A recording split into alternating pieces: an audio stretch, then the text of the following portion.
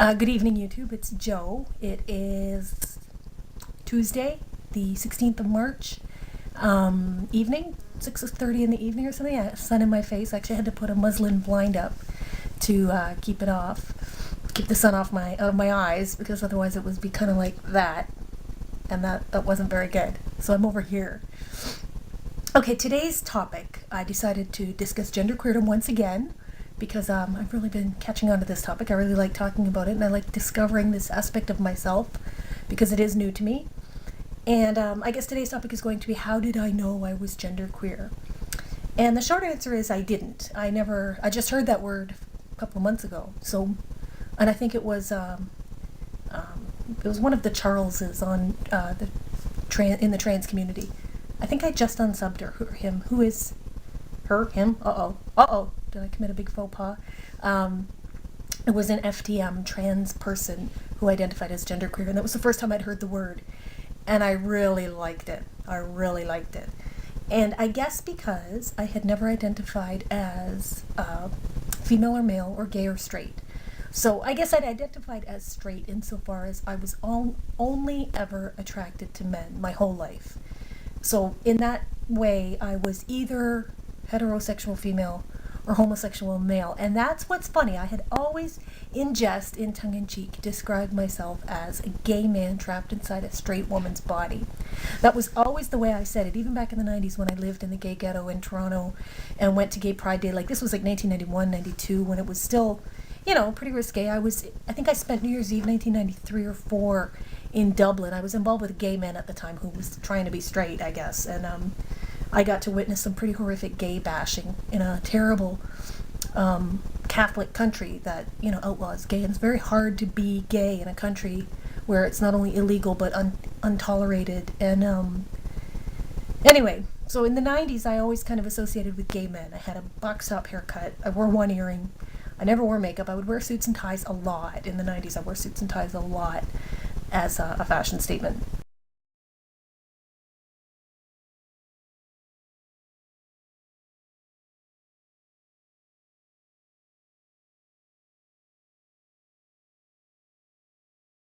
And then as I got older,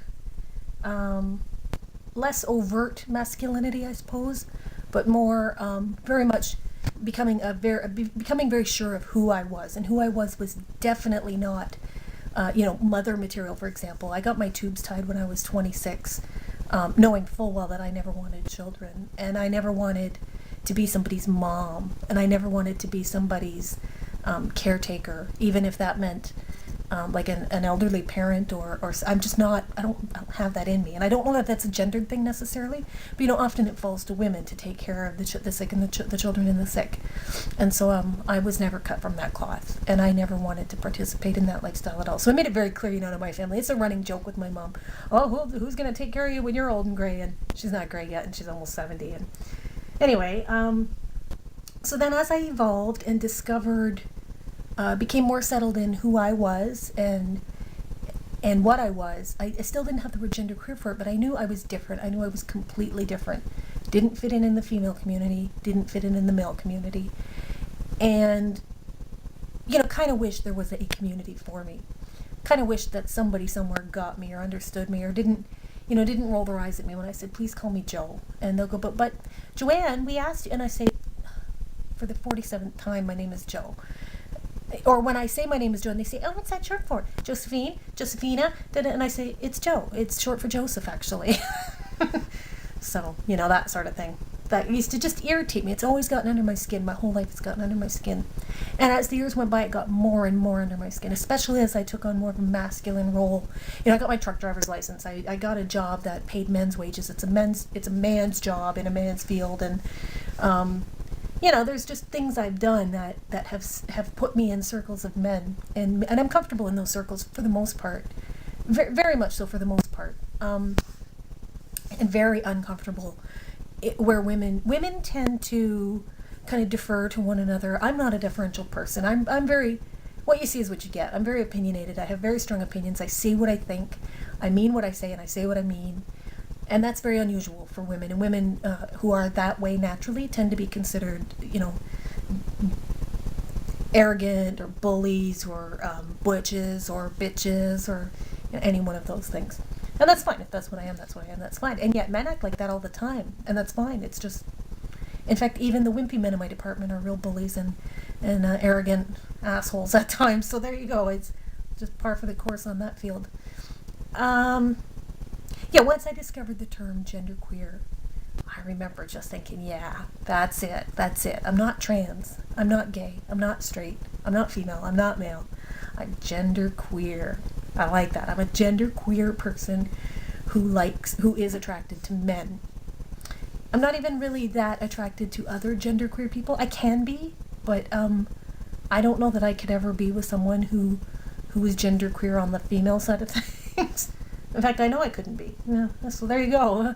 I know what I like. Yeah, so that was how I discovered it. It was an evolution, and it was just a not ever fitting in and not ever knowing, not ever having a word to describe it up until very recently. So once you get it, once you have that word to describe, similarly, when I was just talking about how I never wanted kids. Back in the around 2000, I joined a group called No Kidding, and I remember we discovered the word child freedom, or we call ourselves CF. The CF people are the child free, and I remember thinking, yeah, that's it. Like that's me. I don't want children. I'm child free. I'm not childless, because that implies there's something wrong or missing. I'm child free, and that was a real eye opener back in the early 2000s. So that was something I latched on to, and I am really big in the child-free community. I've been running a discussion board for 10 years, an offshoot of the No Kidding group itself, and a big advocate for trying to help women or men who don't want children how to get sterilization operations. There's sometimes we live in a very child-centric world where people want you to have kids. Doctor, if you're 20-something and you say you don't want children, a doctor will seems to think he has the business to tell you, oh, well, you might change your mind. Meanwhile, if I'm 16 or 17 and I'm pregnant and I show up at the doctor, he would never say, well, you might change your mind. I'm being a parent. Nobody ever says that to people. You might change your mind of being a parent, because once the kid's out, you're supposed to just naturally love it. And I don't think I'd buy that, because lots of parents don't love their children and never wanted their children, and you can see those people everywhere. I mean, I was going to say, like, mental hospitals are full of them, or just society is full of them. Homeless shelters are full of them. You can tell unloved people in this world. Why should we make more of them? If we know better, if we know that we're not going to be good parents, nip that in the bud. And if you know you're not going to be a woman, why try? It was like those years I put on makeup. I remember when I was about 17, 18, I did wear makeup, and I always felt like I was in drag. I always felt like, I don't know, I just have a really prominent nose and I had yellow teeth at the time. They're still quite discolored compared to a lot of people's teeth. I don't mind my teeth, but wearing lipstick really accentuates that. And wearing eyeliner, I don't know, I just always felt like I was really accentuating the masculineness of my face. So, why bother? Don't try. Don't even try to be something you're not. Don't go that way.